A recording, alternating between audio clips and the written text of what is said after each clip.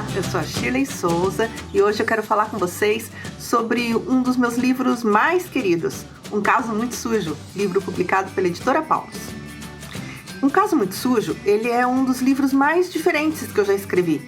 Dos 50 livros que eu já publiquei, esse foi um dos mais desafiadores, e isso por causa da estrutura dele.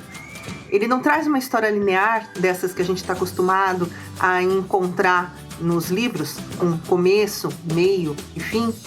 Ele depende muito de quem está lendo para acontecer.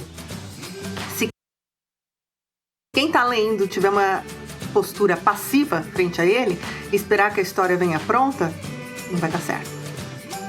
Por quê? Porque no livro-jogo há muitos momentos em que o leitor precisa interagir. O leitor precisa decidir, fazer escolhas pelos personagens.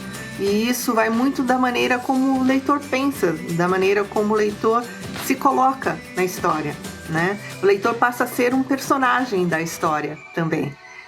Também há muitos desafios que o leitor precisa decifrar para que a história siga adiante.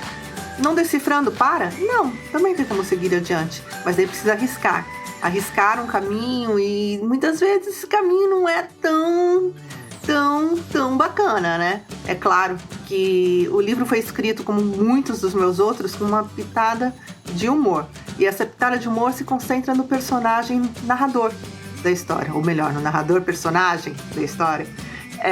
O Zé Paçoca. O Zé Paçoca, ele é um detetive de primeira viagem, que se acha bom demais e que por conta disso acaba se envolvendo em muitas confusões e envolve todo mundo que está à volta dele também nessas confusões, inclusive o leitor. O leitor, quando percebe, já está totalmente envolvido pela bagunça do Zé Paçoca. E por isso mesmo, por esse clima de leveza, de bagunça, de brincadeira, de jogo, esse é um dos livros meus mais lidos pelo Brasil inteiro. E eu convido você a conhecer essa história, a entrar nessa aventura e a tornar-se um personagem e um leitor. Um leitor-personagem? Um personagem-leitor? Dela também. Vem?